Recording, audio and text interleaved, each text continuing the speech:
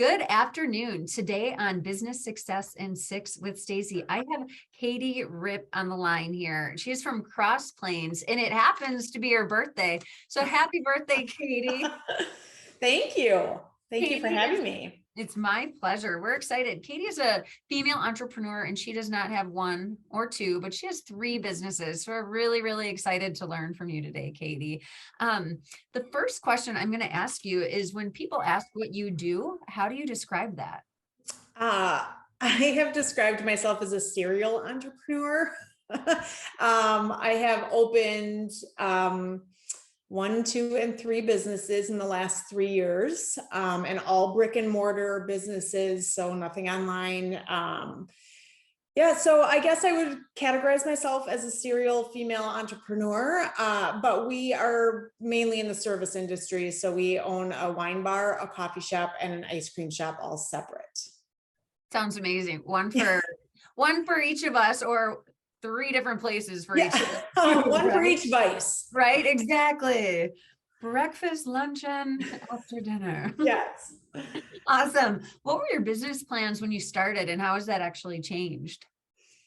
The business plan for 1909, which is our wine bar, started out as a wine bar with a gift shop and sort of an event venue opportunity. We opened in July of 2019, so right before the pandemic. So we've had to pivot 15 times since then, but we've had amazing community support ever since day one. During the pandemic, we sort of turned into like a backdoor liquor store, high-end wine liquor store. And then the coffee shop, we bought from somebody else that had already done an amazing job of building it up and making it really a pillar of the community. So we've just built on that a little bit by offering like a smart app for ordering and that sort of thing. And then the ice cream shop, we just basically piggybacked off of the other 2 places. They're all sort of cookie cutter businesses. And by that, I mean, we're serving a certain demographic and in a pretty small locale. So we always try to keep our serving people as the forefront. And we have some pretty specific values that we try to keep in line with and in touch with. One of them, and the biggest one being, we provide a safe and comfortable space for people because they are brick and mortar places. We really want to be very cognizant of the fact that they are space that people come into. Very, very cool. You know, I got to speak with you a little bit before, and you shared with me that you are a veteran. So I'm going to ask you on a whole different level, what is the biggest way you impact the community? So both in your business, long-term, and in the past? The biggest way I think we as a family impact, and me personally, is really to try and sort of share some of the things that we've done. One of the biggest things, like I said, about the space is we would love to share these spaces with the community. That's our intention, is we create these spaces, of course, that we like, right? Places that serve good coffee and good ice cream and good wine, but also that have like a sense of community, a safe space where you can bring your family or your friends. But I think one of the biggest things that I personally like to share is we have an amazing staff, and our staff, because they're such amazing people, I know I'm not going to have them forever because they're going to go off and do bigger and better things. And I want them to, and I want to be able to share some of the things that I've learned basically on my own and through the internet and reading and just research in general, but share some of that to give some of these females, because we're almost 100% female staffed, that I would love to give these kids, and I say kids because they're all very much younger than me, like a jumping off point. Like if you want to do something, if you want to hustle on the side, or you want to do something bigger or better for you or your family, like I will share that stuff with you 1,000 times. Just let me share it. So I think my biggest impact, I hope, is that people will come to me because I've done it before and ask for advice or ask for help. Or if they have a problem, I'm sure it's a problem that I've already seen and that I would love to be able to share the solution or think through a solution. That's really, really cool. And the word that you keep using was safe. And I think you can see how you want people to feel safe enough to ask you those questions about business, to create this place and feel safe in the community and bigger. Like I said, Yeah. thank you so much for your service in, Thank you. as a veteran, as a member of our society and our community, just creating safe places for everybody. So that's incredible. What is one challenge that you have faced that other business owners can learn from? I think that I mean, of course, I'm assuming that everybody would say the pandemic, right? That was a big one for us. We had just opened, so it was a little bit terrifying to know that we just like one day were shut down. It was the wine bar that we owned at the time before we jumped into the other places. So the county basically said we were a tavern because we didn't have a certain amount of food sales. So we were shut down completely. We couldn't have people inside. We couldn't have people outside. It was just, we were shut down completely. We weren't essential. That sort of thing for quite a few months. Well, we had to lay off all of our staff.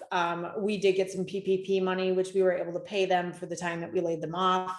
Cool. But we had to pivot. We had to move from like, now we're the safe space that we can't use. So how are we going to get our like ideas out into the world? So at the time I did a virtual happy hour every single day at 5:30 for the entire pandemic. So Sounds 5:30, I would, yeah, I would hop on Facebook Live and I would talk just like I'm talking to you now, basically to myself.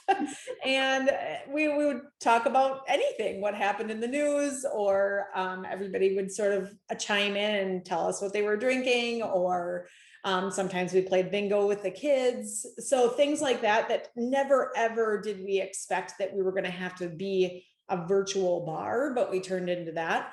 And then we also moved into this, basically a liquor store out our back door, where we were trying to figure out a way to get basically liquor into people's hands without them going to Amazon or like still shop small. People really wanted to support us, so we were able to do that. I guess the like piece of advice or the thing that we did is we just had to be creative. We just had to like, okay, this isn't what it looks like now. We just need to move a little bit to the left. What does it look like if we did this? And we just kept trying stuff, and we continue to keep trying stuff. And sometimes it works and sometimes it doesn't. Like we do mystery dinners now. Did we ever think we were going to do that? No. But we just keep trying and trying. And I think that's one of the things I love to do is I'm a big idea gal. And so I pay people for all the details, and I just say, here's my big idea. You take care of the details, and then it seems to work. Perfect. And that's what we need to do as leaders. We need to delegate, right? Right. And also you mentioned this, test and measure, be creative, maybe change things a little bit. That's something that we talk about a lot. So you're right on. What does the future look like for you? And do you have an exit plan or a number 4 or 5? Yeah. Well, always 4 and 5, always. My husband is an entrepreneur too, so he's got a business.